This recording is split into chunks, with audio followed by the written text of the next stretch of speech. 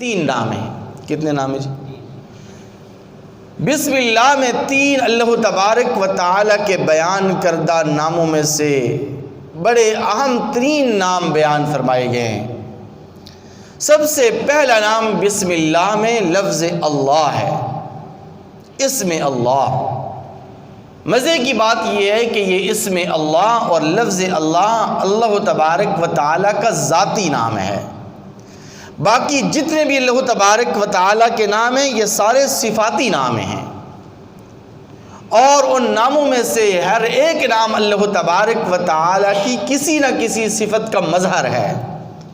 لیکن یہ لفظ اللہ اور اسم اللہ وہ نام ہے کہ جو اللہ تبارک و تعالیٰ کا اسم ذاتی ہے اور اسم اعظم کی بنیاد بھی ہے. یہ لفظ اللہ قرآن مجید فرقان حمید میں 2360 بار آیا ہے. 2360 بار یہ نام اللہ تبارک و تعالیٰ کا کلام مقدس کے اندر آیا ہے.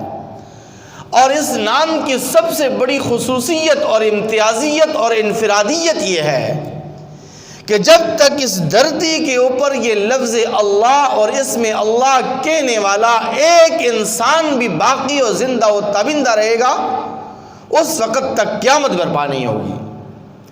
اور جب یہ نام اللہ لینے والا، اللہ اللہ کرنے والا اس دھرتی کے اوپر ایک انسان بھی باقی نہیں رہے گا تو اللہ فوراً قیامت کو برپا فرما دیں گے. بسم اللہ میں دوسرا نام لفظ رحمان ہے. یہ رحمان اللہ تبارک و تعالیٰ کا صفاتی نام ہے. اس میں اللہ تبارک و تعالیٰ کی رحمت کو عمومی طور پر بیان فرمایا گیا ہے. جس طرح رب العالمین میں اللہ تبارک و تعالیٰ کی ربوبیت عام ہے، اللہ تعالیٰ تمام جہانوں کے لیے رب ہے، تمام جہانوں کے پالن ہار ہیں، تو اسی طرح اللہ تبارک و تعالیٰ کی جو رحمت ہے یہ بھی تمام عالم کے لیے عام ہے. اور حدیث مبارکہ کے اندر آتا ہے کہ اللہ تبارک و تعالیٰ کی 100 رحمتیں ہیں. کتنی؟ ان 100 رحمتوں میں سے اللہ نے ایک رحمت کا نزول اس دنیا اور اس کائنات کی طرف فرمایا ہے، اور اسی ایک رحمت کا نتیجہ ہے کہ حشرات الارض، وحشی درندے، انسان اور جانور آپس میں ایک دوسرے سے محبت اور عقیدت رکھتے ہیں. اور اسی رحمت کا نتیجہ ہے کہ اللہ تبارک و تعالی نے اپنی بے شمار رحمتیں عام فرمائی ہیں. پانی عام ہے، بارش عام ہے، ہوا و فضا و خلا عام ہے، سمع و بصر اور تکلم اور فہم عام ہے. ایسا نہیں ہے کہ یہ نعمتیں مسلمانوں کو تو میسر ہیں، ایمان والوں کو تو میسر ہیں، لیکن غیر مسلم اس سے محروم ہیں. ایسا پانی سب کے لیے، بارش مسلمان غیر مسلم سب کے لیے، تکلم سمع و بصر اور فہم سب کے لیے، مسلمان غیر مسلمان سب اس میں شامل ہیں. تیسرا نام بسم اللہ میں لفظ رحیم ہے، لیکن اس کا تعلق آخرت کے امور سے ہے. دنیا کے اندر رشد و ہدایت، ایمان اور تقوی و پرہیزگاری یہ اسی رحمت کا نتیجہ ہے. لیکن اللہ تبارک و تعالی اپنی اس رحمت کا ظہور میدان محشر کے اندر فرمائیں گے. اب آپ تصور کیجئے اور اندازہ لگائیے کہ اللہ کی ایک رحمت اس دنیا کے اندر نازل ہوئی، اور اس رحمت کا نتیجہ ہے کہ پوری کائنات اللہ تبارک و تعالیٰ کی رحمت سے مستفید ہو رہی ہے.